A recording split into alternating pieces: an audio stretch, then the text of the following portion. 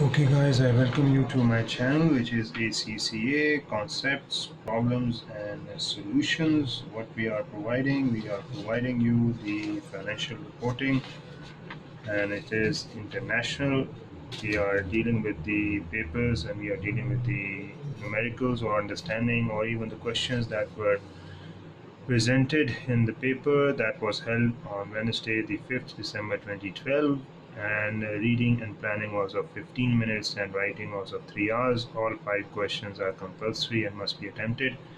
So what is the fundamental levels and the skill level? What are the question number 2? I believe so. I have to discuss that because that is the requirement of the following trial balance relates to Quincy as at 30th September 2012. That is some of the details which is in front of you about the trial balance with debit and credits. The footnotes are equals. The following notes are relevant. These are also some of the notes that are actually in this question. And what is the requirement? The requirement is prepare the statement of comprehensive income for Quincy for the year ended 30th September 2012 and prepare the statement of changes in equity for Quincy for the year ended 30th September 2012 as well, and prepare the statement of financial position for Quincy as at of 30th September 2012.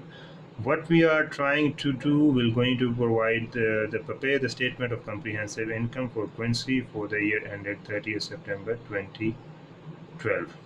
Okay,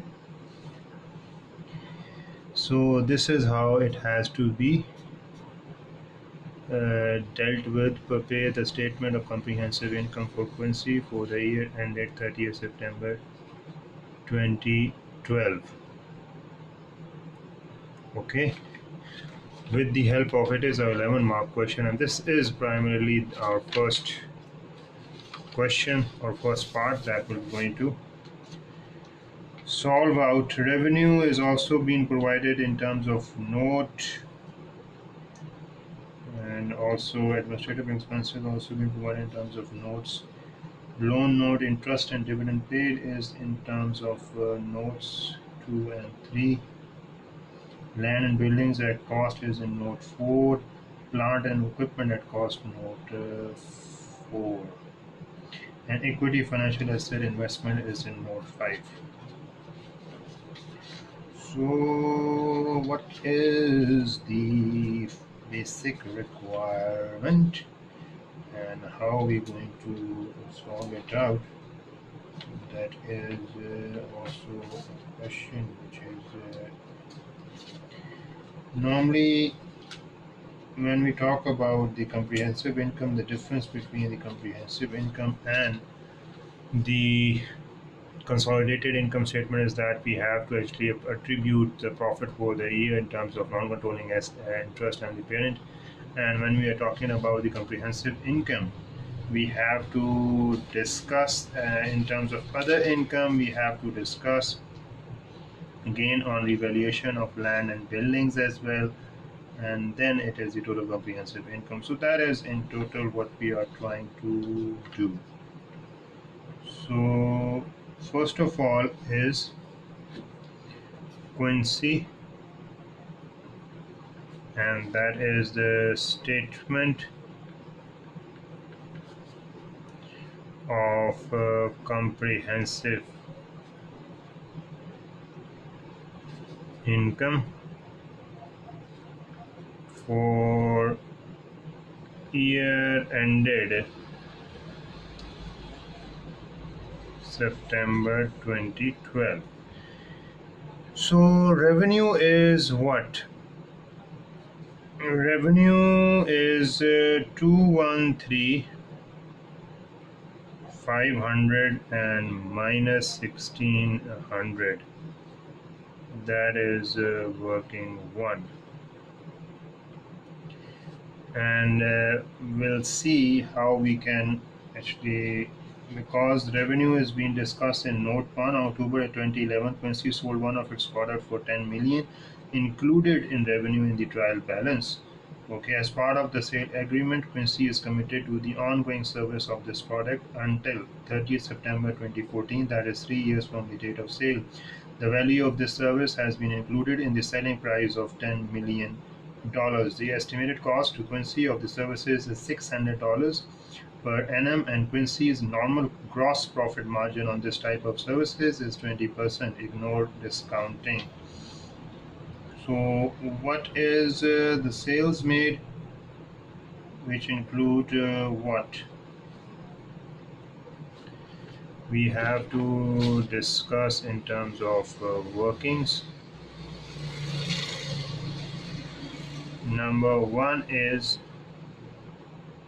sales made, which include revenue, obviously for ongoing service work, must have part of the revenue deferred. So the deferred revenue must include what? The normal profit margin, 25% for the deferred work. As of 30th September, there are 2 years of servicing work. So 1.6 million, which is of obviously 600, because the estimated cost frequency of the servicing is 600 multiplied by 2, and that is 100 by 75. So must be treated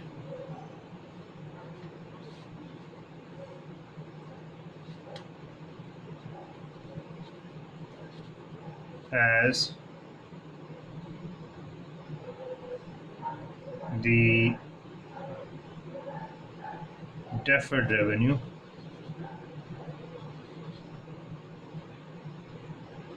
that is 213,500 minus 1600, so that is the amount 1600 deferred in revenue.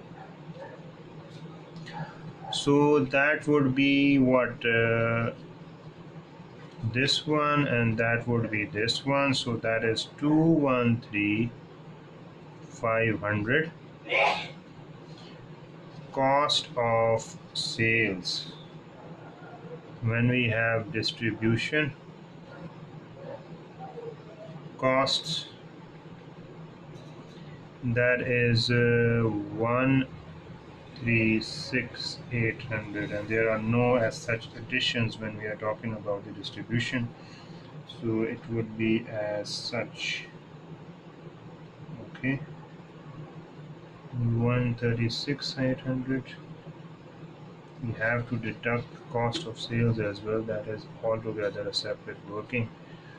When we have cost of sales 136,800,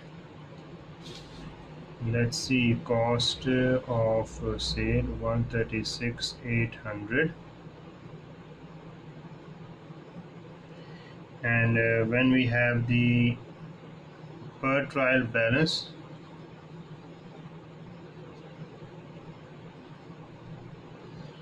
and that is depreciation of building.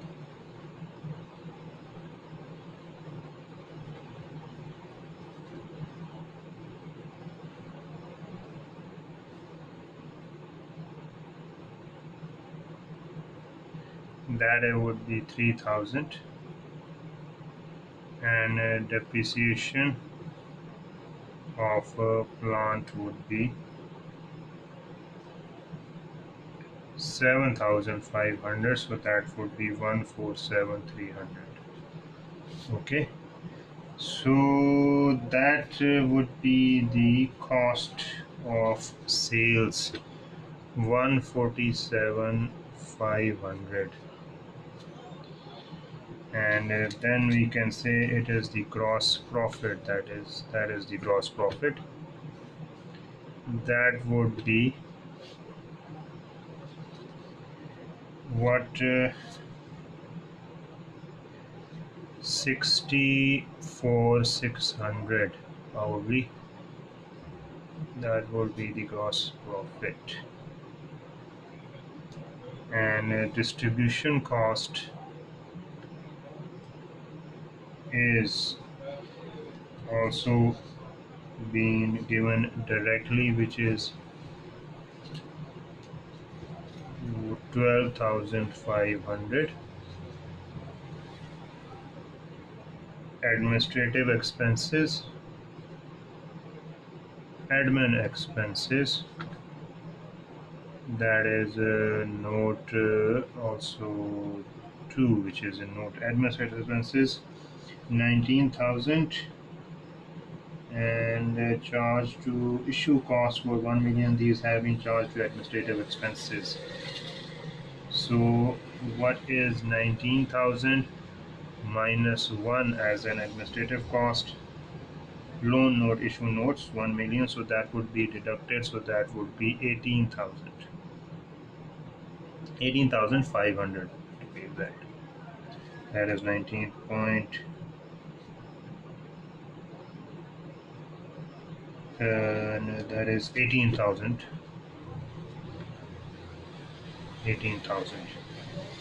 And also we can include as per the trial balance loss, because the fair value on equity investments, equity shares are 60,000, equity shares of 25 cents each is what, 60,000.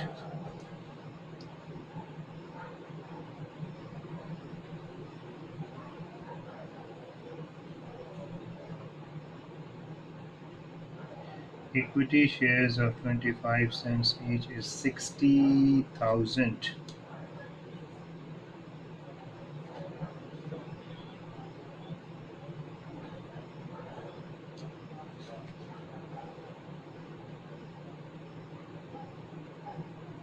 Equity shares of 25 cents each is 60,000.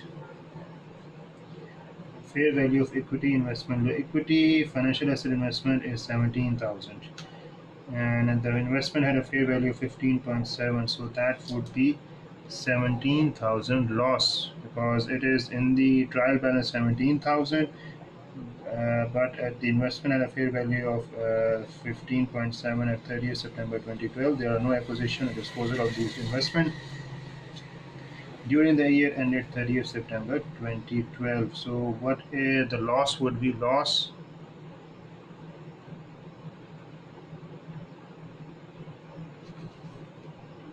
on fair value equity investment, so that would be 17 minus 15.7, so that altogether would be 1300. Okay, that would be negative, that would also be negative. And investment income,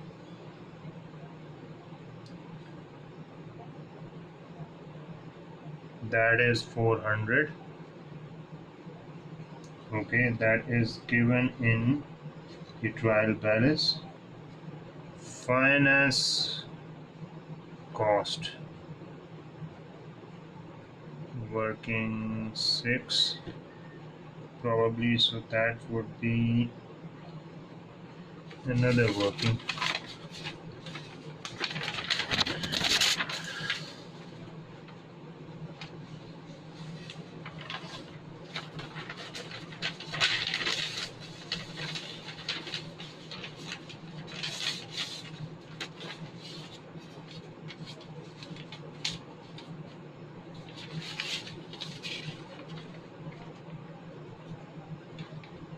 Finance cost is working 4 is 400. Okay, so investment income is 400. We can say that investment income is 400, and finance cost is also as 1920,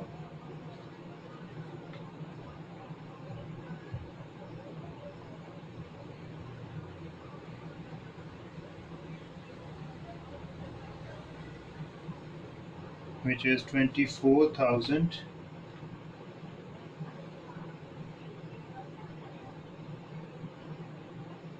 multiply by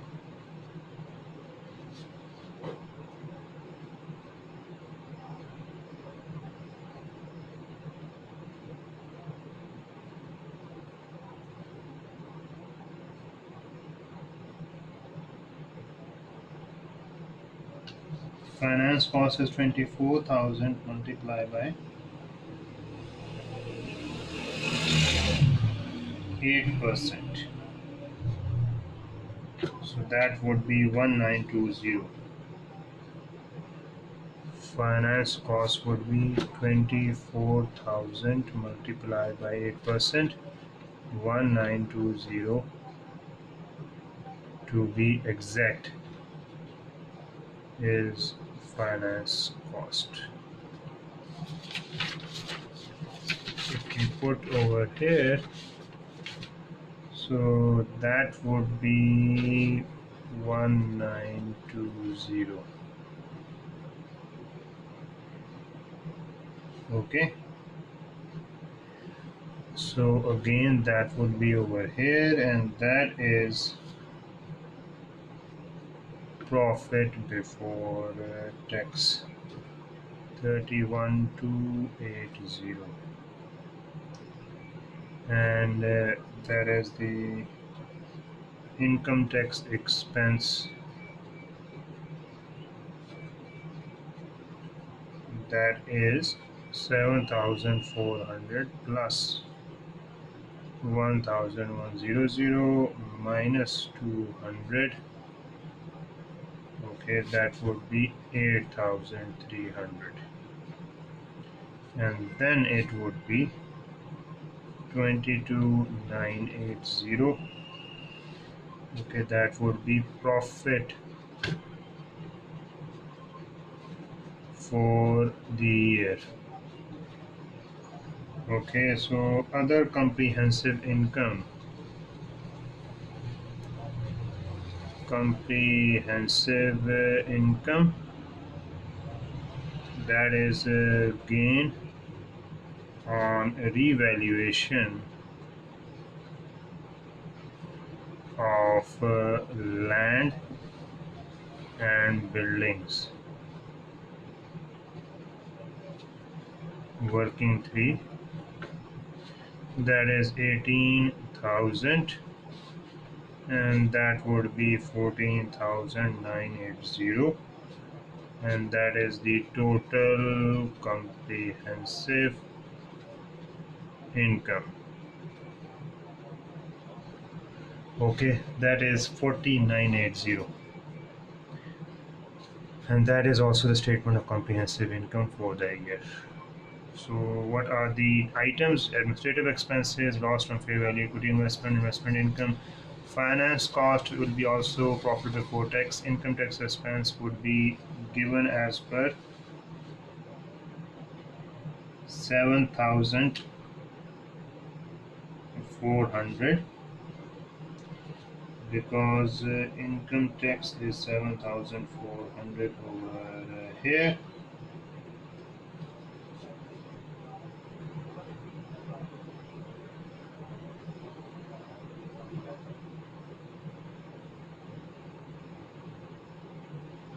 And 7,400 plus 11. Current tax is in note 6. The balance on current tax represents the under-over provision of the tax liability for the year ended 30th September 2011. A provision for income tax for the year ended 30th September of 7.4 million is required. 7.4. Add a taxable differences of 5 million, and requiring a provision for deferred tax. Any deferred tax adjustment should be reported in the income statement. The income tax rate of Quincy is 20%.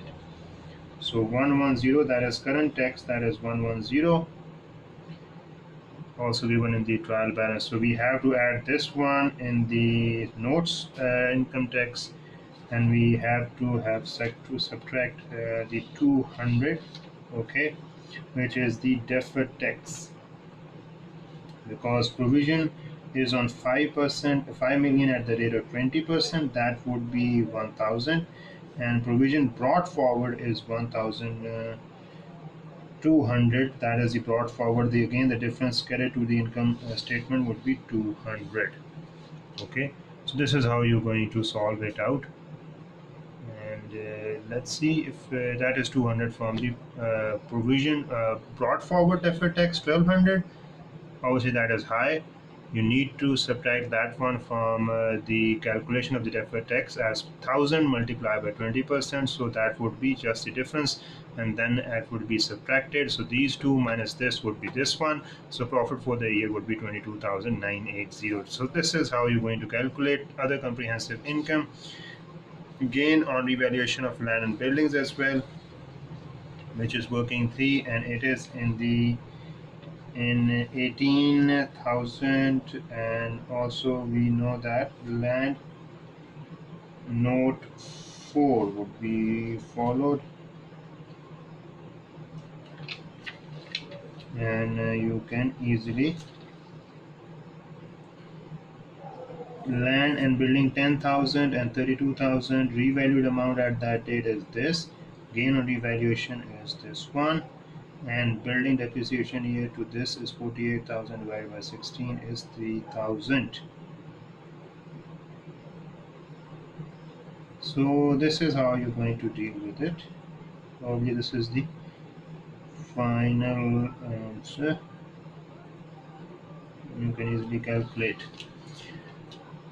gain on revaluation of land and buildings. Let's see if we can able to actually calculate this one with working 3. Okay, so non-current assets, first of all, land and buildings. This is land, this is building, this is and carrying amount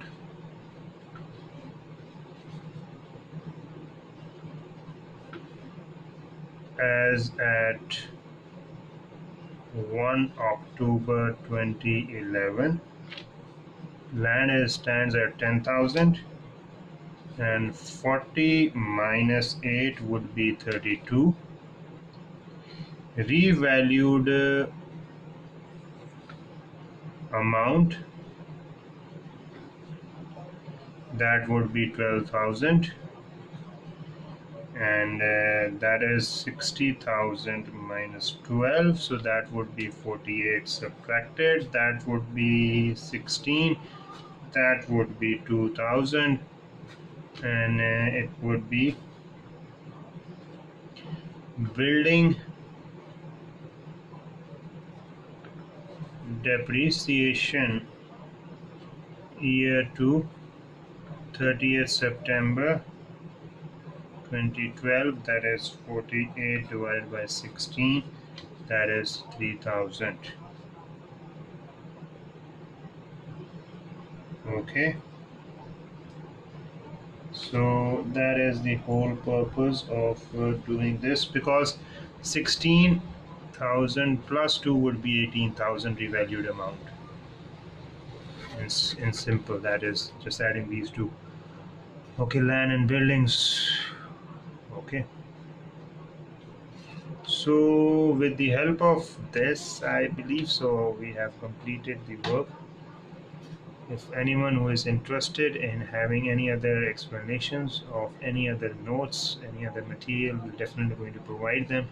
But the purpose here is, if I believe the writing is not as good, if so, please do recommend as well, because I believe I have actually completed the video in a hurry.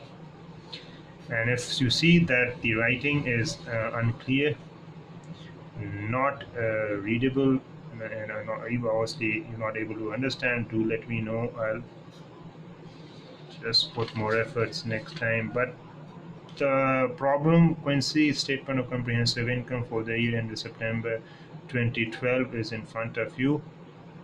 You need to follow the format. First of all, you need to learn these at must, but then that needs to be done with the help of a practice. And if it's okay, obviously you'll able to actually complete the rest of the information in a very quick time in an examination scenario. So that is why we are actually providing such videos, so that you can have an understanding and the importance of time in an exam session. So when you will able to actually complete it, you'll able to sit in an exam, you will able to actually pass in one go. So if you feel any sort of the queries, any sort of the problems related to the F7 financial reporting, do let us know. We'll definitely going to cover any other area of work as well. And this is the whole Quincy Statement of Comprehensive Income for year ended September 2012. We're going to cover the next bit of the questions in our next part as well. So I'll able to actually provide it more explanatory. So with this, I'm going to end up my video. Hope to see you with the next one. Till then, take care and have a nice day.